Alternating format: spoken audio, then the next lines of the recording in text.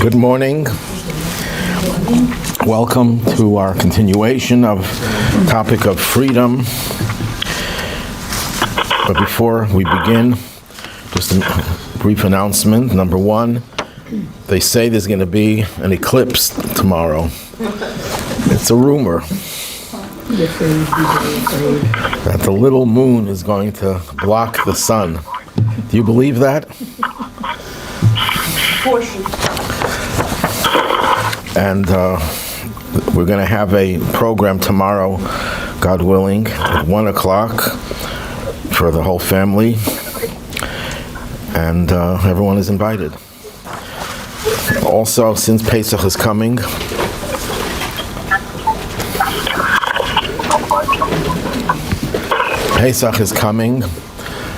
we make sure that we don't own chametz.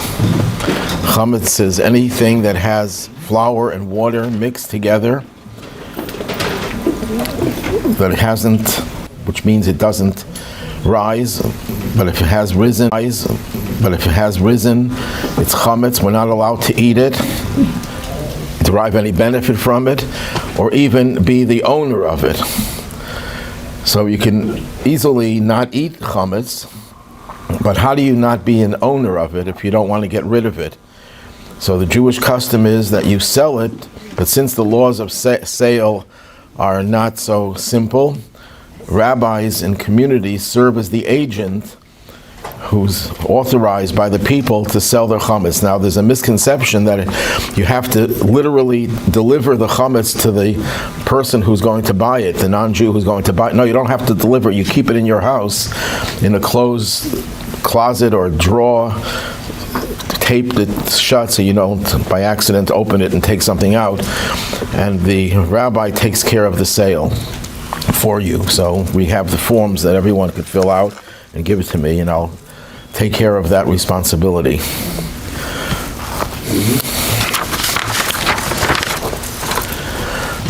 Okay, we're going to continue where we left off. We're talking about freedom. And the model of freedom, of course, is the Exodus from Egypt. And the Exodus was preceded by the slavery, the oppression. So we started discussing it. We'll continue on that. The way the Torah describes the slavery it wasn't just slavery, it was perech. Now the word perech is usually translated as hard labor, back-breaking labor, but there's also other interpretations of it, that it means deception. That they had to deceive, I discussed this last week, they had to deceive the Jews into becoming slaves. How do you deceive someone into becoming a slave? No one will willingly say, I'm willing to become your slave. But they got the people for any pay, and this was slavery. It was too late to say no to it. So that's the type of work, it was deception. So when you deceive someone into something, it's painful enough to have this type of forced labor, but when you're deceived into it, the pain is even greater. There's emotional pain. And that explains, as we discussed last week, why we eat romaine lettuce for the bitter herbs, because romaine lettuce starts off sweet and then it becomes bitter if you leave it in the ground very long. And that's the description of the type of hard labor and bondage that they experienced. Another thing about this perech was they made them do useless work. What do I mean by useless work? Whatever they did was designed to fail. If they built a city, the city would crumble and sink. They would build it on marshland, on swamps. You know, even if you're a prisoner, you know, I go to the prisons every now and then to help serve the Jewish interests of the Jewish prisoners, and you see how they take pride in the work that they do, some of them at least. Some of them do agricultural, they mow the lawn, they plant flowers, they build things, there's a certain sense of satisfaction because you know that what you're doing, even though it's compulsory, you know that you're doing something constructive and something beneficial. There's a certain amount of satisfaction. But if they tell you to do something, they force you to do something, and it has no endurance, it doesn't last. They tell the story, it's an anecdote, of a wealthy man who sees a farmer working in the farm with his sickle, cutting grain. He says, "How much do you get paid by the hour?" I get let's put it in contemporary terms, I get $5 an hour for it. He says, "Come to my place and I'll give you $20 an hour for the same thing." And he brings him to his living room and he says, "Just take the sickle and make believe you're cutting grain and you'll be getting 4 times as much." After 1 hour, the man quit. He said, "Why are you quitting? You're getting good pay." He said, "Because I'm not accomplishing anything. Money is not the only way of remunerating someone for their work. It's the feeling of you're doing something worthwhile, something satisfactory." The Egyptians didn't begrudge the Jews to even have that feeling of satisfaction with the work that they did. That's another definition of perech. So when we talk about freedom, we have to understand what the opposite of freedom is. Sometimes the opposite of freedom just means you're physically not free to leave a certain premises. You're in a prison. But sometimes freedom means that you're liberated from the psychological torture which this entailed. Another thing that is used to explain the idea of perech, that they would give men women's work and women men's work. Now I know now we can't talk like that anymore. In Egypt they were not politically correct. There was men's work and there was women's work. Imagine taking all the women and putting them on a construction crew. You have women who do that, but that's by choice. But if you take women and you force them into that, it's not just hard labor, but it's psychologically difficult. And the same thing if you do it the reverse. So they did everything to make the people feel the pain of being slaves in every single form, not just physically. So when you talk about liberation, you have to recognize that you can't just take a person out of prison.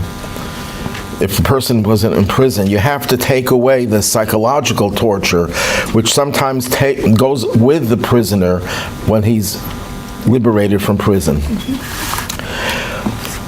But in the slavery were the seeds of liberation.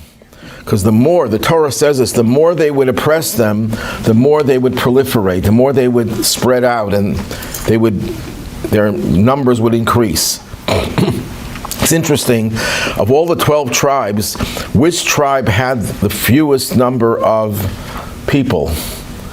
It was the tribe of, anyone want to venture a guess? What? Levi. And the reason given is because they were not slaves.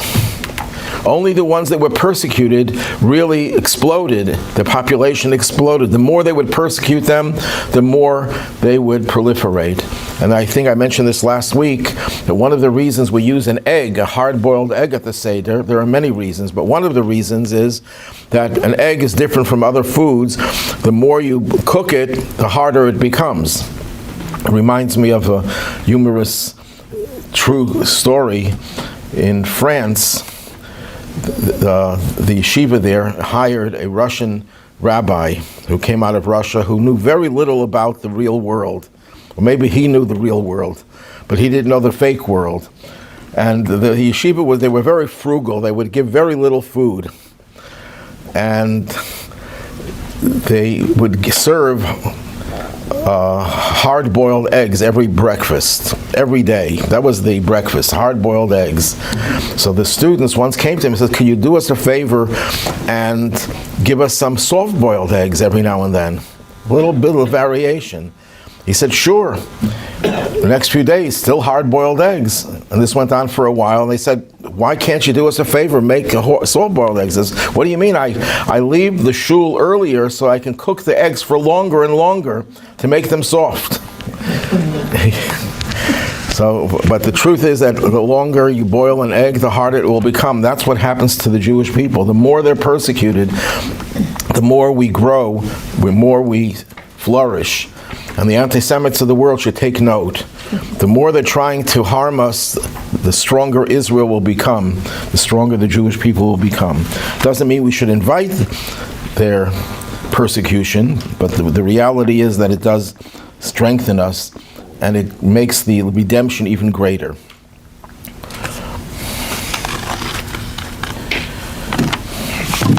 Okay, now we go to the midwives. One of the things that Pharaoh did, he saw the Jews are growing, and he was concerned that they'll take over the country. So what does he do? He hires 2 midwives whose names are Shifra and Puah. Shifra is a common Hebrew name now. Puah is not, for whatever reason. And he tells them, when you are there to deliver the babies, if you see it's a boy, kill him. If it's a girl, let her live. That's the story of the midwives. Who were they? So the Torah gives them names, Shifra and Puah. But the Talmud says that these are nicknames. This describe their behavior. Shifra means beautiful. She would deliver the babies and beautify them and pamper them. Puah means to coo, to make soothing sounds. When the baby would cry and needed to be soothed, Puah would be the one to do it. But who were they? Who was their true identity? So the Talmud says, according to one opinion, it was the 2 most famous women that we already know about, that we know about from the text itself. Who are the 2 most famous women? Moses' mother and Moses' sister. What was Moses' mother's name? Yocheved. And his sister was Miriam. So they were the main midwives, and they were told to do what Pharaoh said would cause the Jewish population to be diminished. Some commentary asked the question, wouldn't it have made more sense to kill the girls? If you don't want people to procreate, if you kill the boys, all you need is one boy who could impregnate thousands of women. So if the women are all alive, they'll still continue to grow and to increase. If you kill the girls, then of course that would reduce the population. So the answer is, he wanted the girls for the Egyptians, and he wanted them in a way that they would assimilate. There would be nothing left of the Jewish people, of the Jewish culture, of Jewish existence. So that's part of his plan. The plan was a double plan. That's the approach of the anti-Semites of the world. They either attack us physically or they attack us spiritually. And the end result is that we disappear. And that's what Pharaoh wanted. He wanted the Jewish people as a people to disappear. So you get rid of the boys physically, because they're the ones who could fight, they're the ones who could resist. And you get rid of the girls spiritually by letting them live the way Egyptians want them to live.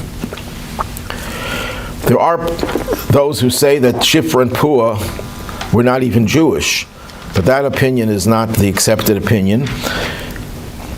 And we accept the notion that they were Jewish, and not only were they Jewish, but they were the leading women of the Jewish people. That didn't work. Shifra and Puah resisted the demands of Pharaoh, which was heroic on their part. They could have been killed very easily for resisting it. And if you look through the entire story, in the very first few chapters of the book of Exodus, who are the heroes of the Exodus? Who are the heroes? Miriam. Who are the most prominent heroes? Are all women.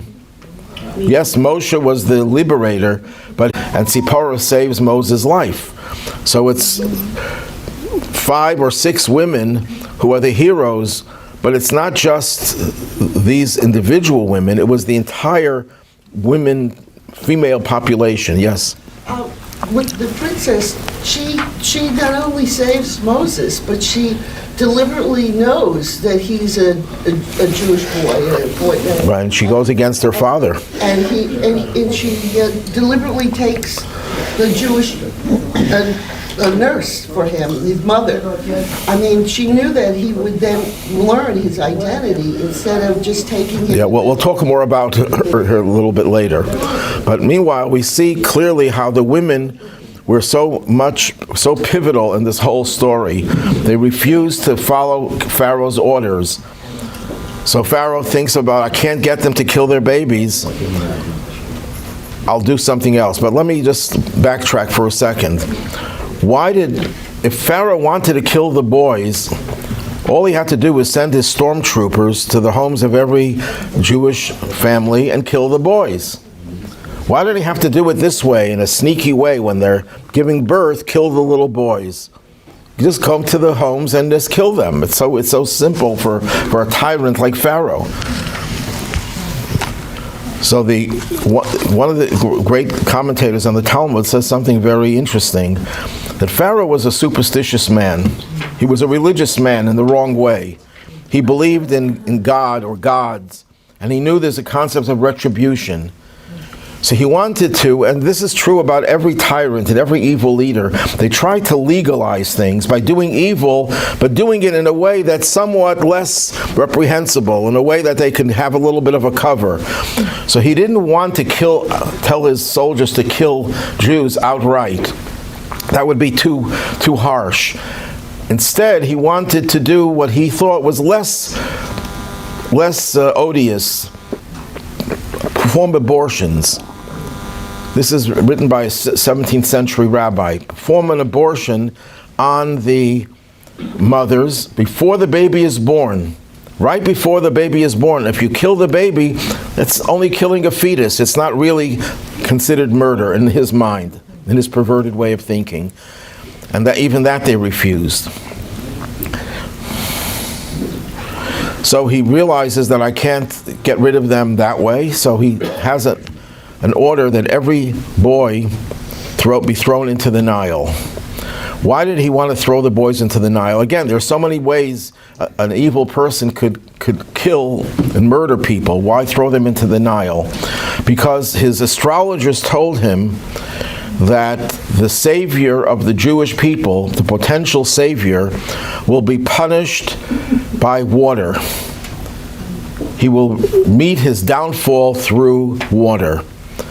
And that's what happened, because Moses was punished 40 years after the Exodus when he struck the rock to produce water, and he was told because of that he would not enter the land of Israel, which to Moses was like the biggest blow you could imagine. He wanted that more than anything else. So their astrologers got it right to some extent. They knew that the savior of the Jewish people would suffer because of water. They didn't know that it wasn't going to be the Nile. It was going to be something much later. Okay, but then it goes even beyond that. Why did Moses' parents say to take the baby and put him in the Nile? Does that make any sense? They're threatening to take the babies and throwing them into the Nile. So what do? I'll beat you to it. I'll throw my baby into the Nile before you can get hold of him. Why would they do that? So one answer is that by putting Moses in the Nile, the astrologers told Pharaoh, you don't have to do it anymore. You don't have to throw any more babies in the Nile because the Savior has already entered the Nile. Not realizing that he wasn't thrown in the Nile, he was put in a little basket and he was floating in the Nile. So that is what really stopped the decree to have all the little baby boys thrown into the Nile. But let's go even before that, before Moses was thrown into the Nile, put into the Nile. When Pharaoh made the decree that all boys thrown into the Nile, something drastic took place amongst the Jews themselves. Moses' father was named Amram, who was the leader of the Jewish people at that time. And Amram was married to Yocheved, Moses' mother. And Amram said, you know what? What's the point of having children if the boys will be thrown into the Nile? So he divorced his wife, separated from her or divorced her. Then there was no formal divorce the way it is in Jewish law today. So it's a form of separation. And when he did it, everyone else did the same thing. After all, we follow the leader. Miriam, Moses' older sister, says to her father, Dad, what you're doing is worse than what Pharaoh was doing. Pharaoh was only eliminating the boys, not the girls. But by your decree and your behavior, people are going to follow you, and nobody is going to be born. They'll be the end of the Jewish people's future. And he realized that she was right, and he retook Yocheved. Okay, so who is the one who guaranteed that the women will have children? It was Yocheved. But it's not just Yocheved, not just one woman. I'm sorry, it was Miriam. But it was not just one woman, Miriam. The Talmud says that in general, the men were not interested in having any type of intimate relationship with their wives because of the slavery. And the women did everything in their power to, quote unquote, entice their husbands so that they could be intimate and thereby procreate. It was only the women who always believed that they will be redeemed. The men gave up hope. And it's the merit, the Talmud puts it this way, it's the merit of the righteous women of that period that got us out of Egypt.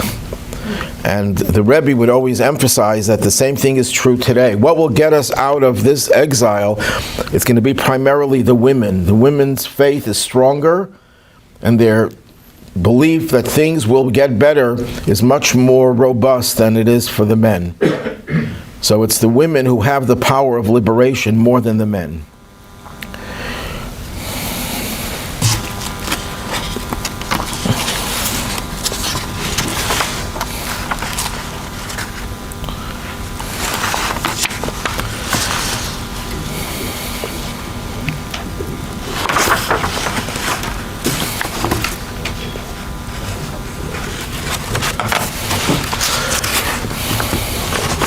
Now the question is, why were the Jews subjected to this type of slavery?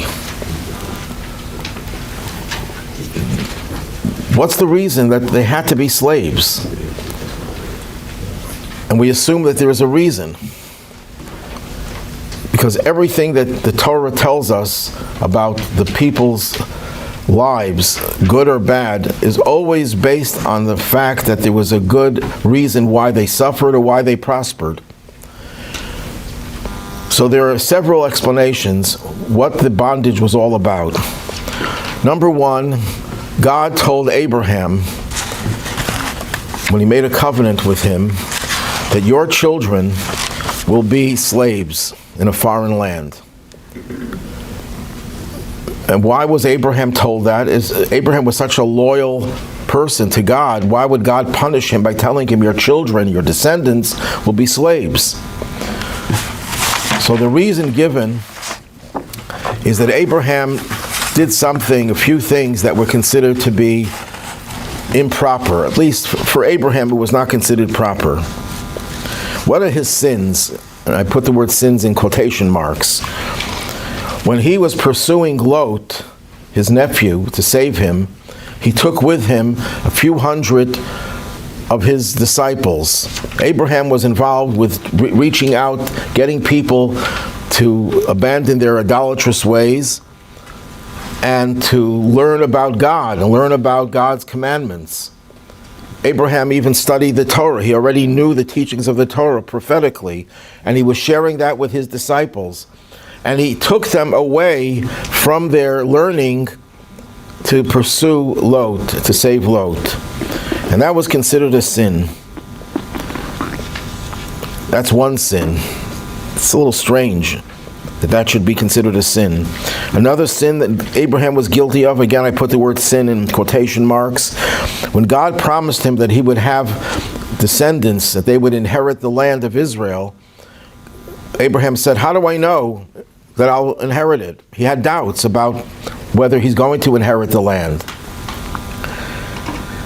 Number 3, when he fought against the kings that conquered the city of Sodom, and the king of Sodom was grateful to Abraham, and he said, you can keep all the spoils, which included slaves. And Abraham says, no, I don't want to take anything from you. You can keep everything.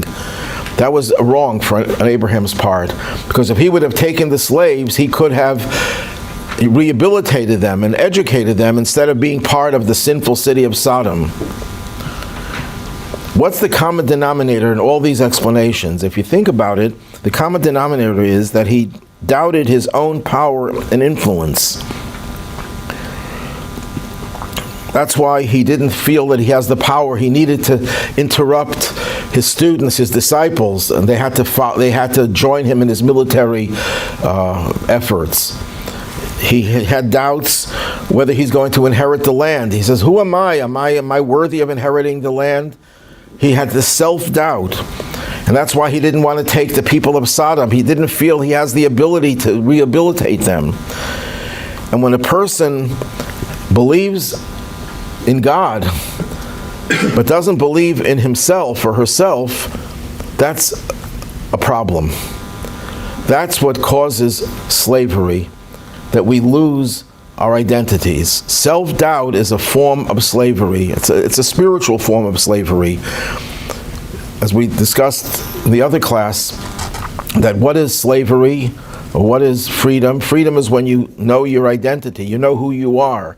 If you doubt yourself, if you don't believe in yourself, that's a big problem. Every morning we wake up and we say the words Moda Ani, which ends with the words Rabba emunasecha, great is your faithfulness.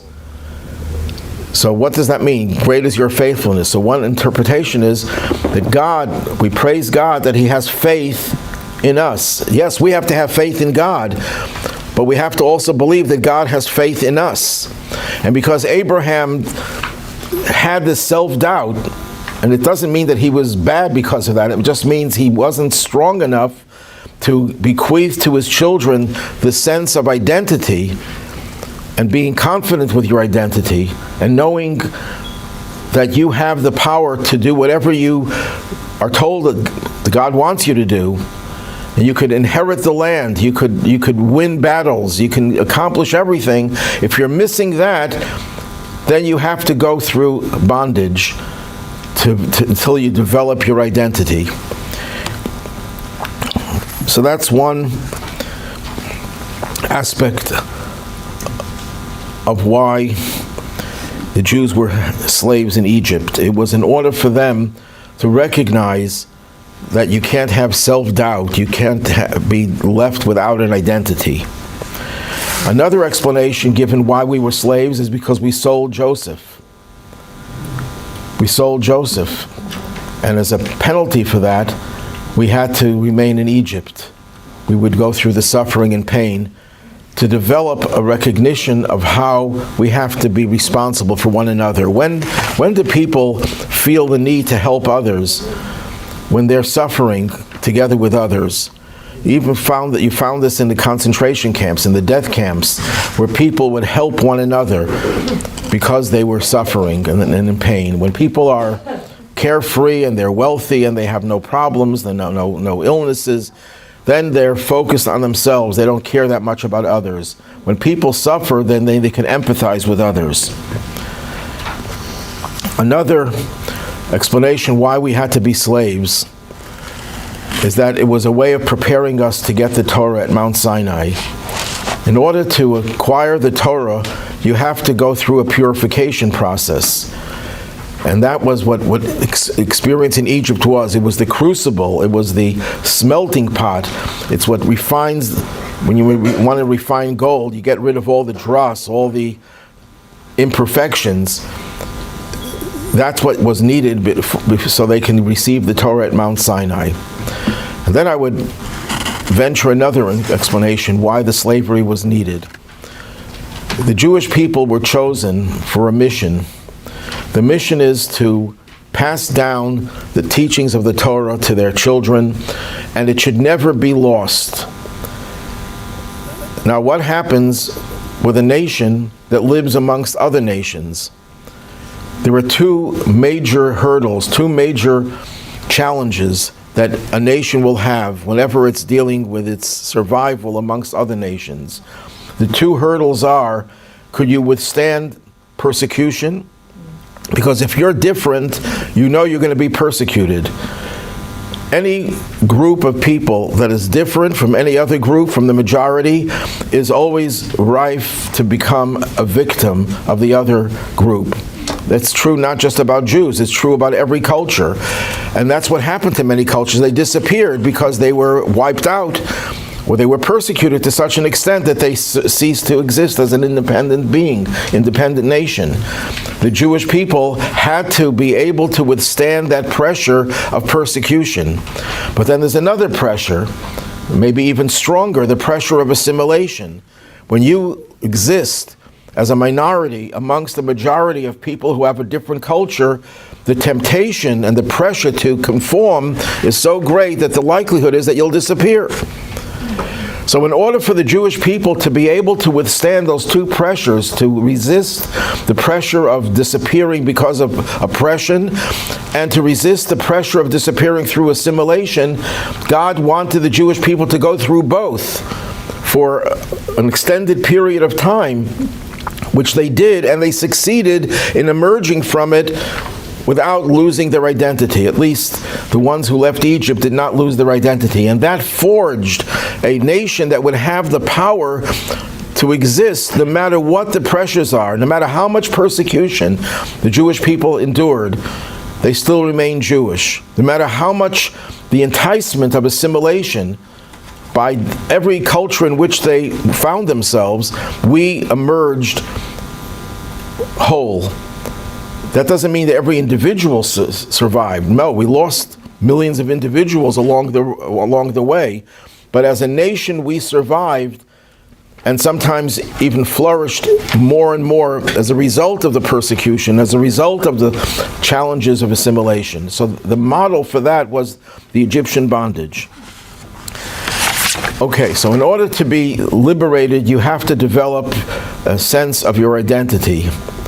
That's easier said than done. There's a second ingredient, and that's a liberator. You need to have a liberator to get you out of bondage, to get you out of slavery, to get you out of this compromised state in which you don't have an identity. And every generation in Judaism has to have a leader. So we have many leaders, but at least it has to have one primary leader. Now the question is, why can't we liberate ourselves? Why do we need a leader? What do you need a leader for? Anyone want to venture a guess? Why it's so important to have a leader? Well, in the Jewish tradition, Be organized. oh, just that they, To be organized, yeah, they, Okay. they're the lifeline. right? Any other reasons? In general, 95% of people, they are not leaders, they are follow somebody. Right, but why do we need a leader? Let every person just follow whatever he or she wants to do without going by a leader. Why is it? For a commonality. To trust somebody in the United States. One explanation is, if we are left to our own devices, we're all going to go in different directions. The leader is what unifies us, and if you don't have unity, you don't have any power. You can't accomplish anything. You can't achieve anything if you don't have a cohesiveness. That's one explanation why you need a leader. Also, another thing is, every person has his or her own selfish interests. We're all looking out for ourselves. You need someone to get us to suppress our own personal interests, our own egos, for a higher cause, for a common cause that requires of us to sacrifice. If you don't have a leader, you're not going to have an army. Why would people want to join a military force where they can get killed or maimed? The answer is there's a greater good, because you need the nation to survive. So the leader is the one who cultivates that sense of responsibility for the group, even though it goes against your own individual interests. That's another reason why we need a leader. But there's a deeper reason. The deeper reason, maybe two reasons. One is a story in the Talmud. There was a certain rabbi who became ill, very sick. His colleague, I think it was Rabbi Yochanan, came to visit him, and Rabbi Yochanan asks him, "Do you want to suffer?" He says, "No." He says, "Well, then give me your hand." And he gave him his hand, and he picked him up, and he recovered miraculously. Then the Talmud tells a second story. The rabbi who did the miracle, Rabbi Yochanan, became ill himself. And one of his colleagues came and he says, "Do you like illness? Are you happy with your suffering? Do you want to remain ill?" He said, "No." "Well, give me your hand." And he did the same thing. So the Talmud asks a very obvious question. If this rabbi had the power to heal someone just by taking his hand, why is it when he was sick, he couldn't do it to himself? He could have taken his hand like that. Why couldn't he do it to himself? And the Talmud coins the phrase, a prisoner cannot free himself. There was a great rabbi whose blessings for people, for children, would always come true, and his own child died. So his wife said to him, "I don't understand, my dear husband, you're such a holy person, you give blessings to so many people, and miraculously so many people survive and recover, and your own child you couldn't save?" And he invoked this passage from the Talmud, a prisoner cannot free himself from prison. But is it true that the initial rabbi Yochanan, Yeah. didn't he take the decree of suffering from the first rabbi to himself? It's a decree of suffering, so he transferred the decree of suffering from the first rabbi to himself. He can't nullify the decree, he can only take it on himself. Right, but why not? If he has the power to heal, he could have healed himself. And the answer is, you can't heal yourself. You need someone out, because you are yourself. You are part of the problem. You can't get rid of it if you're in that state where you are helpless. Mm-hmm. So the leader is needed because you can't liberate yourself. You need someone on the outside to liberate you. I guess the modern analogy would be a person who has emotional problems and they go to a therapist. Now, I know therapists, we know of therapists who also have emotional problems, and they go to another therapist. Well, why are you going to another therapist? Why don't you use the same therapy that you use for others? Use it for yourself. The answer is you can't. And part of the reason is you're not objective. In order to help someone, you have to be objective. So a leader is the objective one. He's the outsider, as it were, but he's also an insider.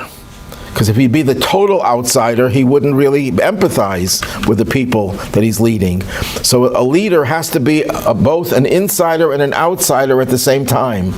And that was Moses. Moses was an insider, obviously. He was a Jewish boy, born to Jewish parents. But he was also an outsider. Where did he grow up? He grew up in Pharaoh's palace. He was Pharaoh's adopted child. Pharaoh's daughter's adopted child, but he grew up in the palace. Was Moses circumcised? Okay, we'll get to that in a moment. The answer is yes, but we'll get to it in a moment. So, in order to help someone, you have to be capable of empathizing with them, but also being above them in terms of their problem. You're not part of the problem, therefore you can liberate them. But there's another deeper reason why you need a liberator, why you need a leader. Because we all have resources, we all have the power to liberate ourselves. We all have a divine spark in us, and if we could ignite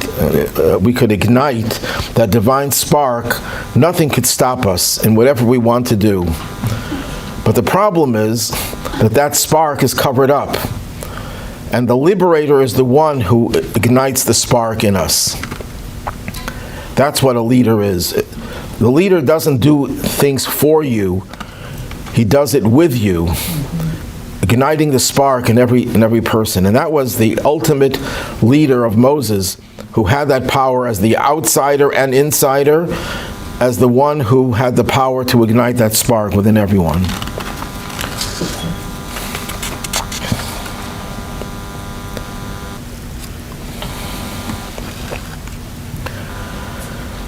You know, Freud wrote a book called Moses and Monotheism. And he claims that Moses was an Egyptian and the Jews killed him. Whatever value you could assign to anything that Freud wrote, this book is idiotic.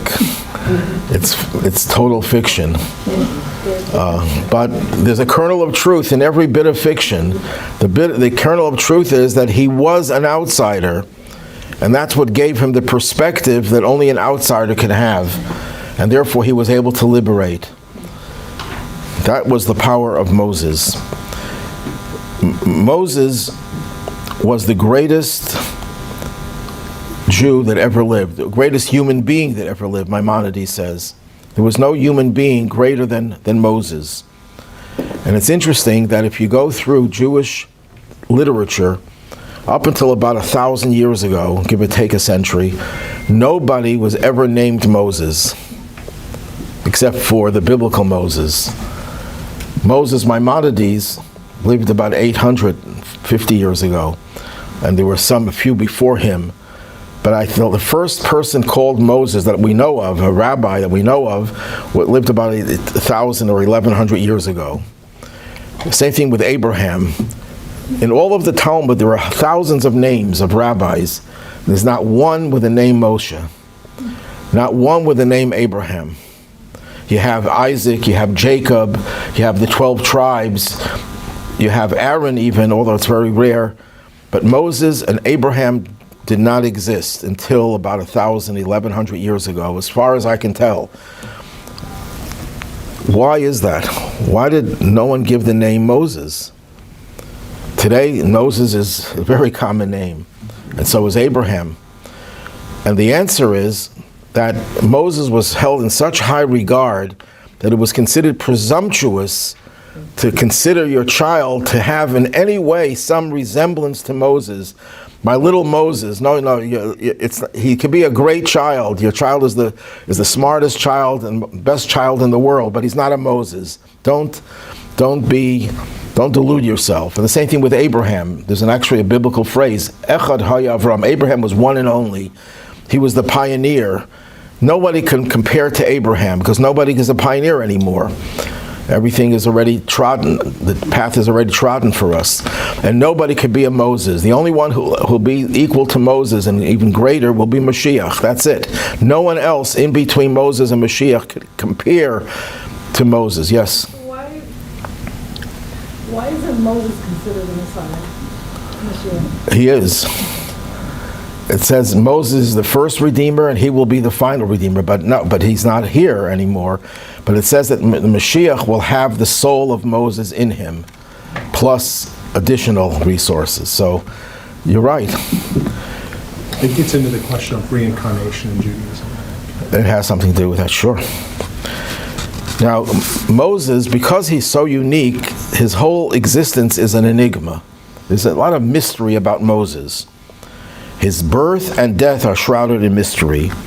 When he dies, the Torah says nobody knows where he's buried. The Torah tells you where he's buried, in Mount Nevo.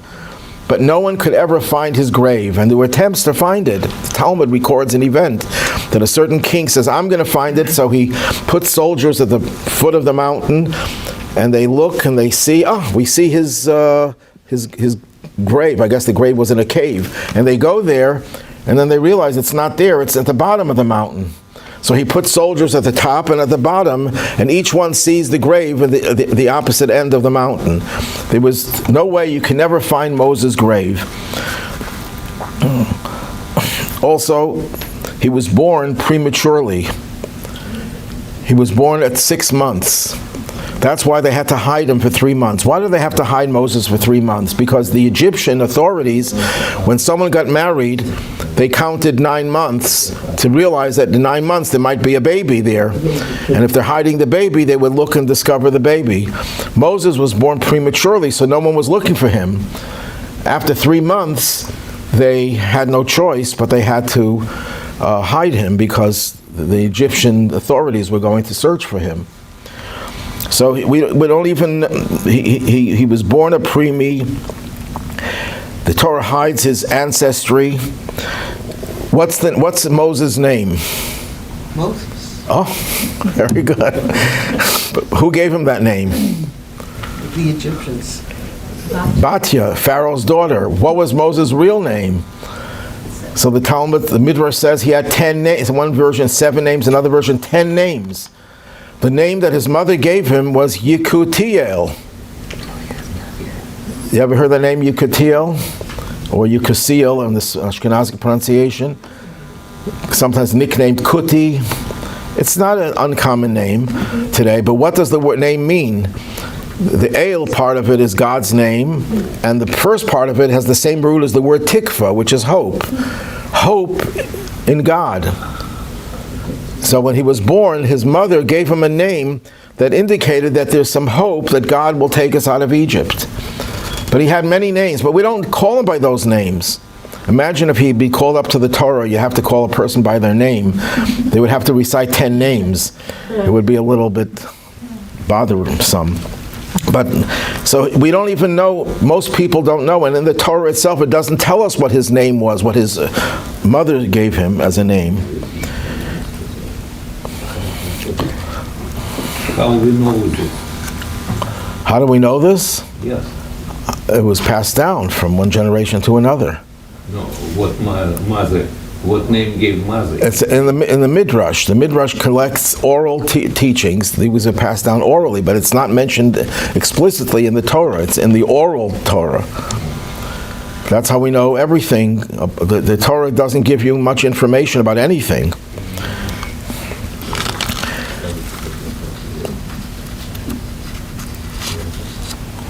Now, Moses was raised by whom? Batya, and by his own mother, but no one knew it was his own mother. Miriam said, I'll get the mother of the child, and well, she raised Moses, so Moses knew that he was a Jew, but that was secret. That was not a public thing. So there's a little bit of Batya knew, yeah.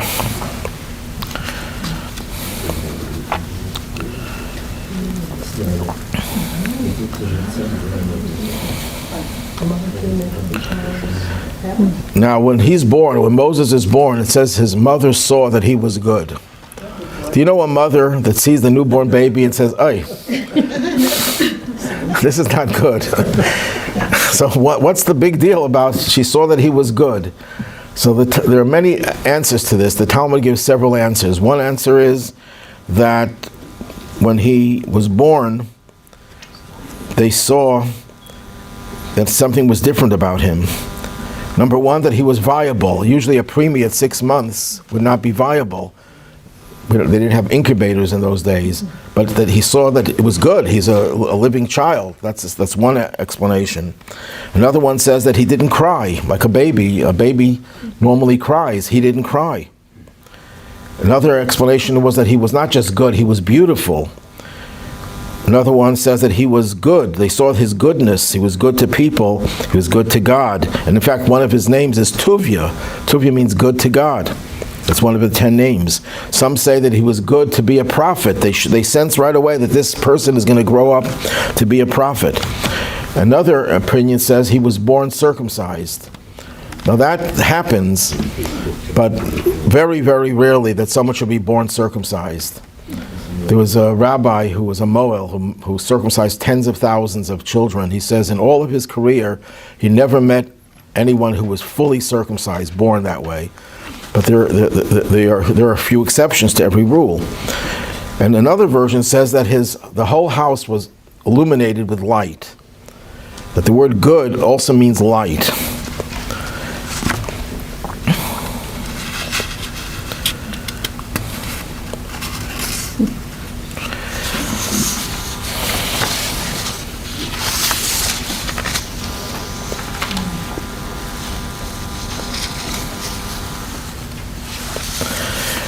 When Batya comes to the Nile, why did she come to the Nile? What was she doing? Well, she wanted to go for a swim. There's a deeper explanation. Batya realized that her father's path was pagan, idolatrous, and she wanted to convert to monotheism. And conversion involves immersing yourself in water.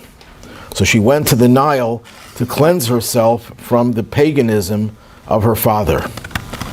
And that's why, it's one of the reasons she's considered to be a very righteous woman. And so much so that the Midrash says that there were several people who never died. They went alive into paradise. They never went through the process of death. One of those is Batya. Although the correct pronunciation of the name is Bitya. It's mentioned in the Bible, in the book of Chronicles, but it's generally referred to as Batya, and it's a common name today. Many women are named Batya, which means the daughter of God. So we consider her to be a very righteous and very holy woman. So what happens? She goes there and she sees a little baby Moses, and she sends her maid to pick up the basket, and she says, "This must be a Jewish child."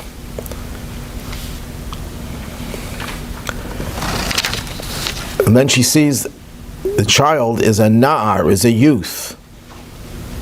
What does that mean, a youth? A 3-month-old baby is not a youth. A youth is a teenager, someone young, but not a baby. In Hebrew, there's a word for baby. So the Talmud says that he was a baby, but his voice was like a youth. He spoke like an adult. He cried like an adult. What is that supposed to suggest? And what did Batya notice about him? She saw in this child something unique. Why does a baby cry? It's hungry, it has to be changed, it has some pain, and it cries. It's all about itself. The baby has no awareness to the world around it. The baby is totally self-centered, and that's the way babies were designed. Adults are supposed to be selfless, but a baby is supposed to be self-centered. If the baby wouldn't cry when it's hungry, we wouldn't feed it on time.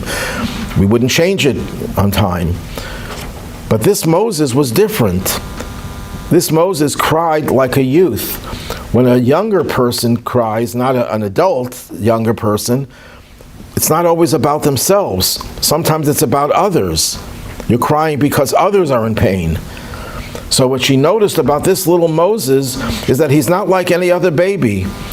Any other baby would cry for its own problems. This child is crying for others. So she sensed right away that this is destined to be a leader who cares about others.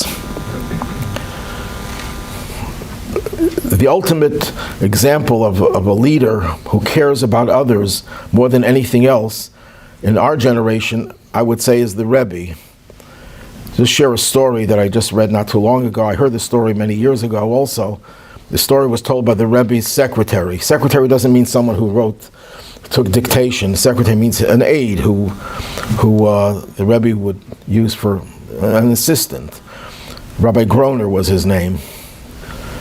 So Rabbi Groner got a message from someone in the community that this woman had an accident and she burned her face. Her face was disfigured, and the doctors said that she would need 4 or 5 surgeries.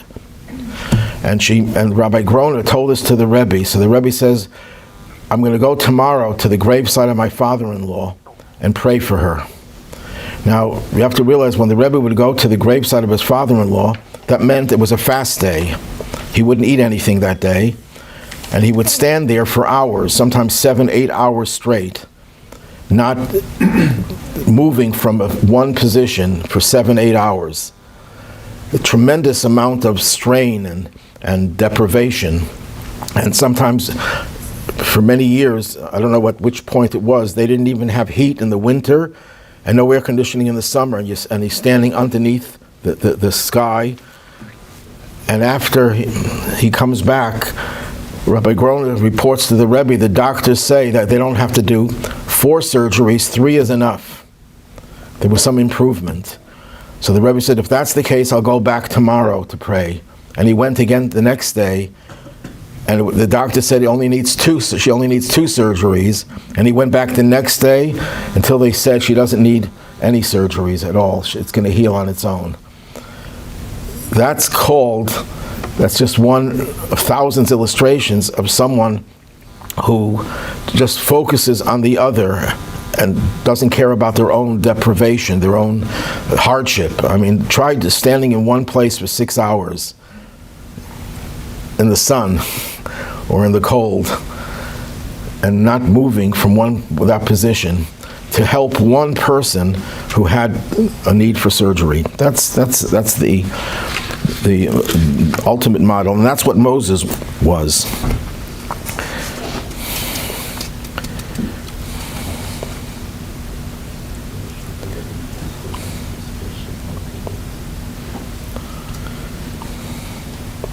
There's a story told about the empress of the Habsburg Empire, Maria Theresa. Anyone knew her here?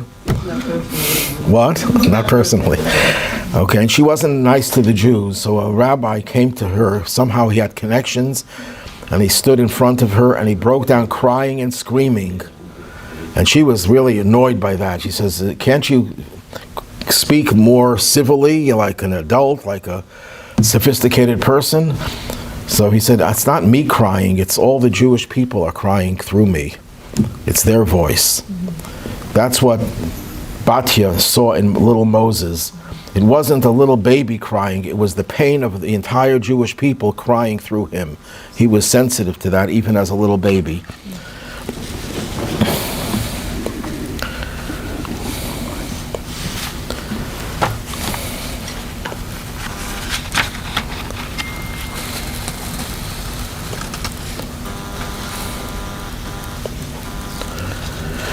Okay, Moses grows up in the house of Pharaoh, and he's chosen by God to be the leader. What did he do to prove himself to be a leader? There are at least 4 different stories, 4 different incidents that demonstrate his worthiness to be a leader. Number 1, he grows up and he goes out and he sees the people being beaten. He sees people being enslaved. And then he sees a taskmaster beating a Jew. And he sees no one is around, and he kills him. Here you have Moses growing up in the palace. He's a free man. Not just a free man, he's a prince. He has every luxury that he would ever want. But he couldn't tolerate the fact that a Jew was being tortured. Now the question could be asked, did beating someone warrants a death penalty? Well, it wasn't just a beating. You can assume that the beating was deadly, that he was out to kill because there were other people who were being beaten, whipped to do the work, but it seems that this one was doing it viciously in a way to kill this person. And there's a whole story behind it I won't go into. Why he chose this Jew to beat him mercilessly, more than other prisoners, more than other slaves. But Moses sees that no one is there. What did he mean by no one was there? So Rashi, quoting an earlier source, says, he looked into the future and he didn't see that this Egyptian had any children or descendants that would be worthy. What did that mean? That means he was looking to see if this Egyptian had a spark of humanity left in him. if there was a spark of humanity left, Moses said, maybe we can do something, maybe we can rehabilitate him. But when he saw that he has no future children, that means there's nothing in him that portends a state of decency, of civility, of humanity, then he doesn't deserve to live. There's nothing left in him. You know, we believe that every person is redeemable, but every rule has its exceptions. If we captured Adolf Hitler, would you say, well, let's try to work with him. Let's try to rehabilitate him. No, you wouldn't. You would be doing a mitzvah to kill him. And Hitler-like people are in that category. There's virtually no chance that this person is redeemable. Well, that's what Moses had to see, that there's nothing redeemable about that person. So first test was that Moses sees a Jew being beaten, and he takes he put his life in danger because Pharaoh wanted to kill him because of this. The second test was when he sees two Jews fighting. Not only is he incensed when he sees injustice, and he has to act on it, but when he sees two Jews fighting, he takes the initiative to rebuke them, and he says, Russia, you wicked man, why are you striking your fellow? Now it's interesting, it doesn't say that he actually struck him, it just says he raised his hand to strike. Why was he called wicked? Just because he raised his hand to strike the other person? So the Rebbe once explained that why did God create a hand? When I say hand, an arm and a hand that go together in Hebrew. Why did he create an arm and a hand? To give. Not to do our work or anything else. The main reason for having an arm and a hand is to be able to help someone else. Of course, you can help him with other parts, with your feet as well, but that's a little bit awkward. If you want to give someone charity, you don't give it with your toes, you give it with your hand. So the hand symbolizes, and not just symbolizes, but that's why God created a hand and an arm. And yet, we use it for other things as well. That's God and His infinite kindness. Why did God create gold in the world, the Midrash asks? So that it can be used for the temple. Once it's there, God says everyone else could use it as well. You can use it for jewelry as well. But its primary function, why we have gold, is to build a temple with it. Something for something higher. Why did God create an arm? To help other people. When you raise your arm that is intended for helping others to do the opposite, that's an abuse of that organ. That's something that proves that you are deviating from the norm. That's what we mean by the word Russia. Russia is usually translated as an evil person, but it doesn't necessarily mean evil. It means someone who's deviating from the proper path. You're distorting your very existence. So Moses passes that test as well. Then he runs to the desert, a place called Midian, and he sees these girls, the daughters of Jethro, who are trying to take water for their sheep, and they're being driven away by the people, by the men. And Moses saves them and helps them.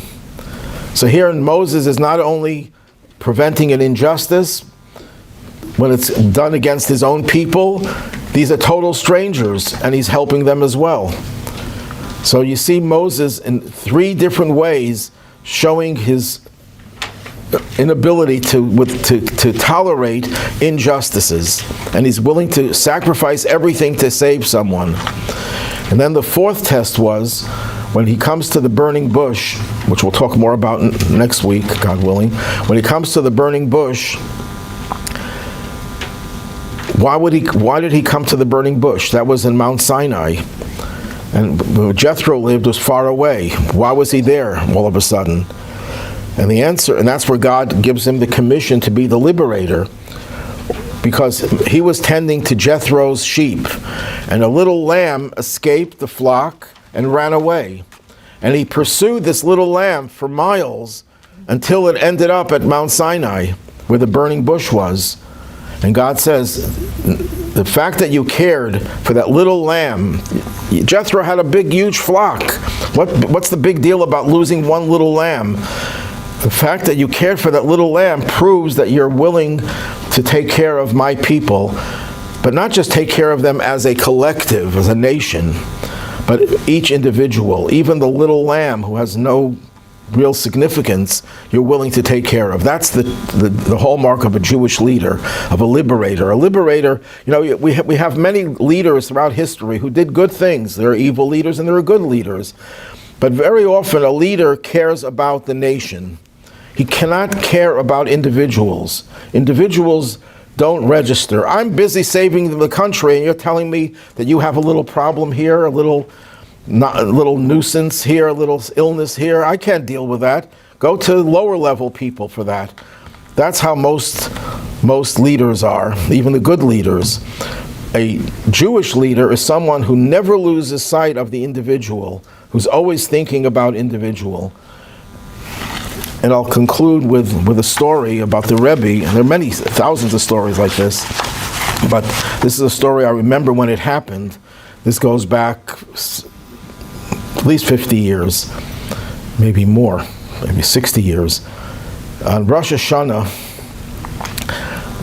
the Rebbe would sound the shofar. And there were thousands of people in the room. It was the most crowded time of the year. That and Simchas Torah were the two most crowded times. The estimates are up to 10,000 people were in the room, squeezed together like sardines. In fact, when sardines get together in a can, they say we're squeezed together like we're at the Rebbe Shul. That's the ultimate example of being squeezed together. And a few weeks later, Simchas Torah. And again, the place was crowded and people are on bleachers, and the Rebbe would dance in the center for one of the Torah, one of the circuits of the Torah scroll. A few days later, this man, his name is Korik, Yeshua Korik, has a meeting with the Rebbe, and the Rebbe asks him, "How are your son's eyes?" And Mr. Korik looks at the Rebbe, didn't know what the Rebbe was talking about. What's wrong with his eyes? He didn't know anything was wrong with his son's eyes. So the Rebbe saw that he was bewildered, so the Rebbe explains, on Rosh Hashanah, after I sounded the shofar, I turned around. It says that the one who blows the shofar should turn around and view the crowd. I turned around, and it takes about 2 seconds, turned around, and I noticed your son, who was about 10 years old, was not wearing glasses. 3 weeks later, when I was dancing and I surveyed the whole crowd, I noticed your son was wearing glasses. So I was concerned that something, 10-year-old wearing glasses is not the norm. How are your son's eyes?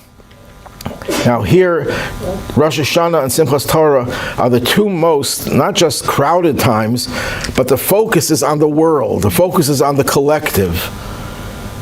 And even as he's talking about the Jewish people as a whole and focusing on the whole world,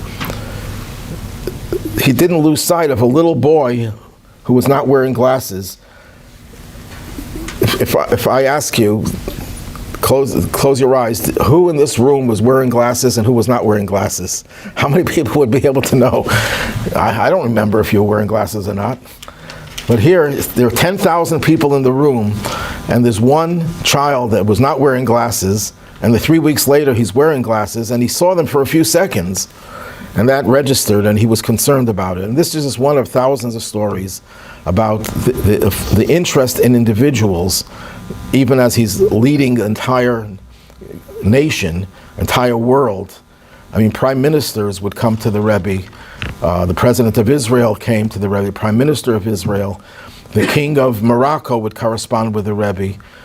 The Rebbe had people who are literally world leaders, but he still focused on individuals, no less so.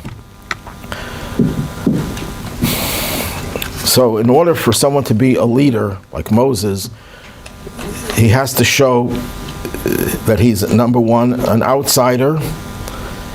He can see things objectively, but he also has to be an insider. He has to empathize with everyone. There's a story told, and I'll conclude with this story. The fourth Chabad Rebbe, his name was Rabbi Shmuel, he would have very brief, he was not well, he passed away at the age of 48, and because of his health, he would only conduct meetings with other people for 1 hour. And after this 1 hour, his clothing was drenched with perspiration, so that his attendant, the one who helped out in the house, had to bring him a fresh change of clothing. And the attendant was not a very smart person, and he got a little upset. He said, I gave you a fresh set of clothing an hour ago, and now I have to do another set of clothing in an hour, 1 hour? So the Rebbe explained to him, the Rabbi Marash, as he's called, he said, if someone has to get dressed and undressed and do it again within 1 hour, 10 times, they would perspire. He says, when someone comes to me with a problem, how can I help someone who's not me? The answer is I have to take off my clothing, figuratively, and put on that person's clothing, be in their shoes, as we say. In order to empathize with them, I have to feel their pain and know what they're going through. So I have to divest myself of my garments and put on the other person's garments. But then I can't help them, because if I'm in that person's garments, just like that person couldn't help himself, how could I help him? So I have to get undressed again, take off that person's garments, put on my garments. It gives me perspective so I can help that person. Now in the last hour, there were 10 or so people that came to me for advice. I had to get dressed and undressed, dressed and undressed for 10 times. That's why I perspire, because it wasn't just giving some advice. It was total empathy with that person, but also it's important to have the perspective that you're an outsider as well, an outsider at the same time. That's why it's not easy to be a leader. As a therapist is also a major challenge, to be able to give a person therapy, because if you're so divorced from that person because you have the knowledge and the perspective, you can't help them. And if you're just totally absorbed by that person, you can't help them either. You have to combine the two. An ultimate leader has the gift that they're able to combine them in the most perfect way. And that's what makes Moses so unique.